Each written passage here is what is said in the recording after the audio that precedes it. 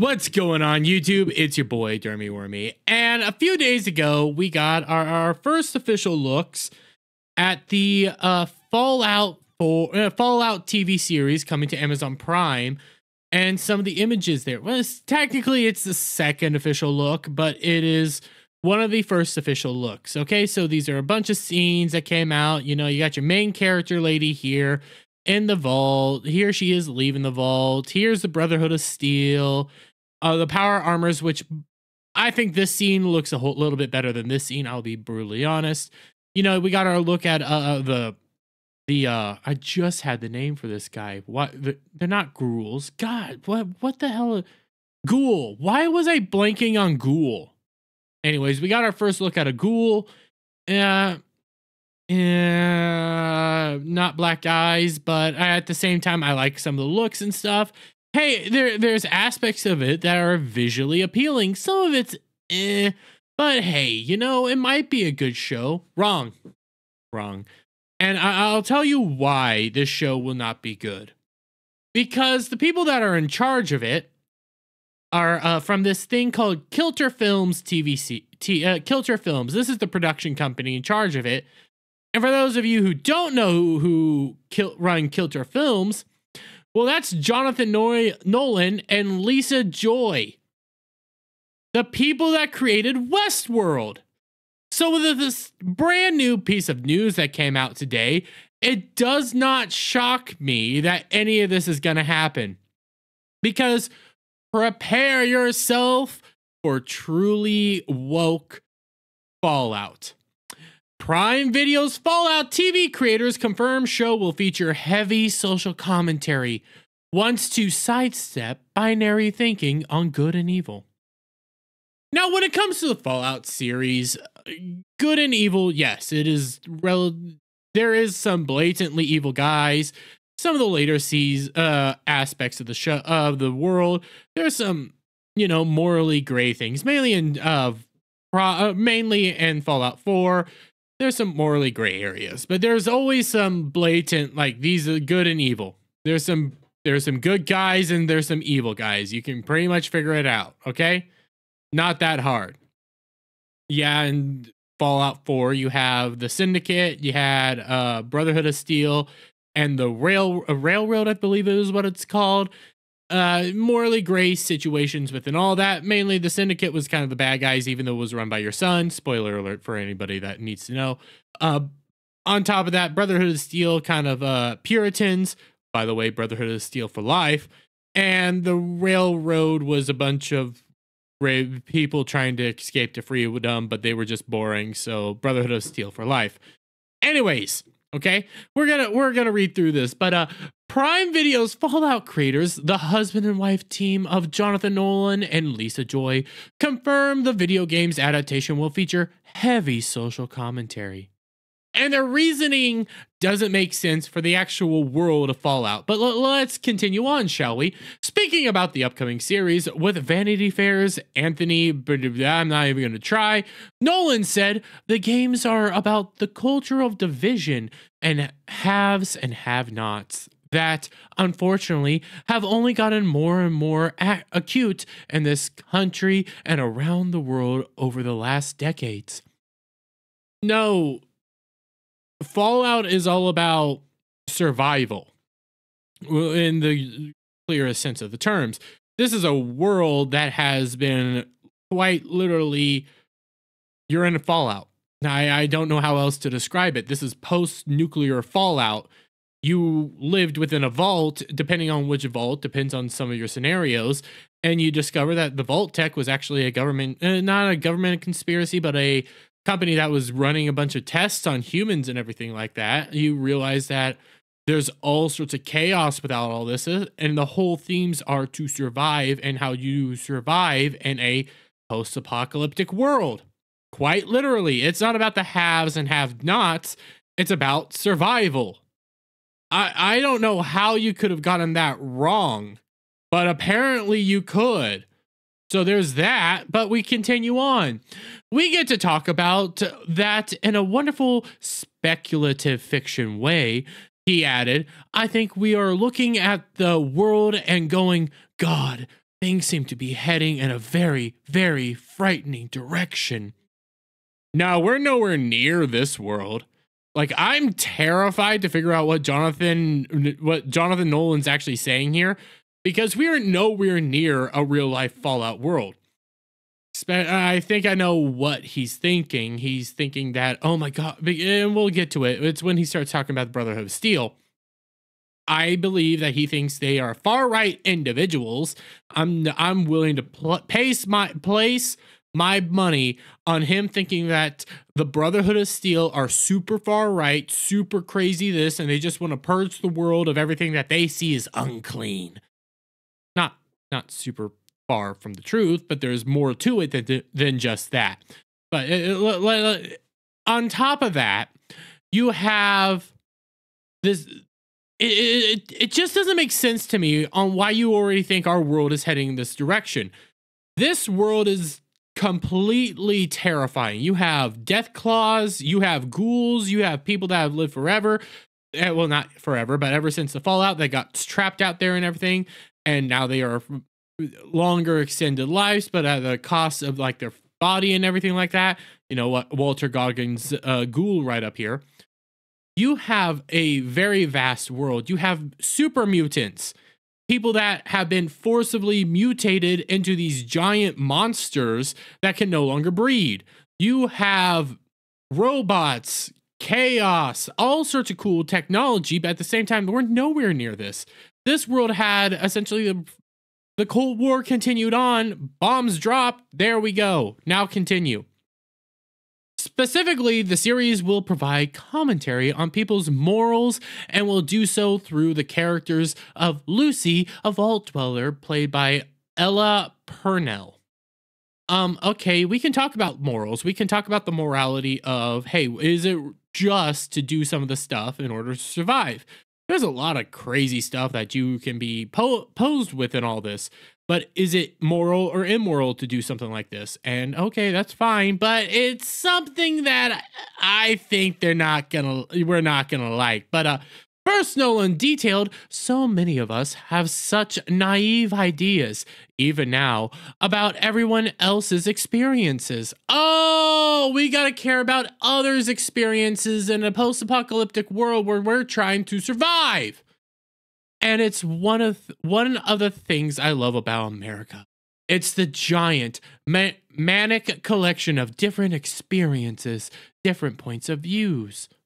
Well, yeah, but again, you're talking about a post-apocalyptic world. A world, and I don't know how many times I have to specify this. This is not a world you want to live in. This is a world with tons of ideas, theories on how you're going to survive and everything like that. Like in Fallout 3, you can outright choose to blow up a town, reignite a nuclear bomb and blow it up. That's a decision you can make. Okay, is that moral or not? No, it's just a thing you can do in a game. The actual stories of these games vary from time to time.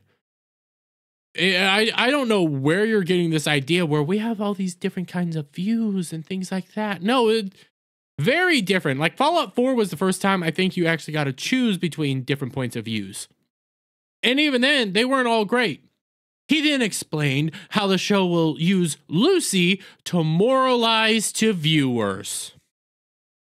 Oh, she's gonna be the more moral individual and tell us that we're all racist, sexist, and bigots. Lucy is charming and plucky and strong. And then you see she's confronted with the reality of, hey, maybe the supposedly virtuous thing you grew up with are not necessarily that virtuous. If they are virtuous, they're couched in circumstantial virtuousness. I got it. Don't worry. I got it. It's a luxury virtue. You have your point of view because you never ran out of food, right? You guys were able to share everything because you had enough to share. Oh my God, down in the vaults, we were all communists and everything like that. But up top, where you are fighting for the scraps in order to survive, that is the real world, and you can no longer be virtuous. And oh, screw off. What, is that where you're going with this? Legitimately, is that where you're going to go? The people in the vaults are the haves, the rich individuals, the people that were prestigious enough to get into the vault to survive. When in reality, the people that got on the vaults usually just had to sign up. They got into the vault and had human experiments done on them. It was not a grand time. But you would know that if you actually played the games. Nolan went on to declare, I got the word, shut up, that the series follows her conclusion with the hard reality of other people's experience and what happened to the people who, frankly, were left behind, left to die. Not